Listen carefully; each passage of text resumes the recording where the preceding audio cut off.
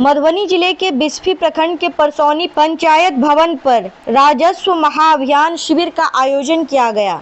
इस शिविर में आवास सहायक कर्मचारी और पंचायत समिति की टीम ने लोगों की समस्याओं को सुना और समाधान भी किया।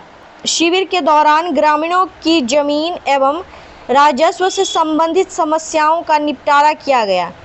इसमें विशेष रूप से नामजदधारी, रसीद काटना, त्रुटि सुधार, जमाबंदी, जांच जैसे कार्य किए गए। इस अवसर पर कर्मचारी विक्रम राम, आवास सहायक रमेश राम, पंचायत समिति के सदस्य कृष्ण कुमार ठाकुर सहित अन्य कर्मियों ने सक्रिय भूमिका निभाते हुए अपना दायित्व निभाया।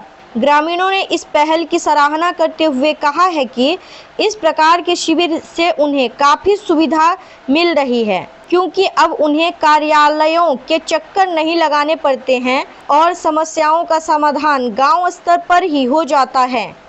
हमारे पंचायत में अवेलेबल हो रहा है राजस्व कर्मी द्वारा, तो ये बहुत ही अच्छी चीज़ है और इससे इसको ना भी जानकारी हो रहा है। धीरे धीरे जमाबंदी को अपना यहाँ से तामील करेंगे जी। और उसके बाद सरकार के उसमें कोई त्रुटि है जी। उसको पूरा करने के लिए सरकार से या राजस्व कर्मी जो ऑन ड्यूटी आए हैं वो बात करते हैं।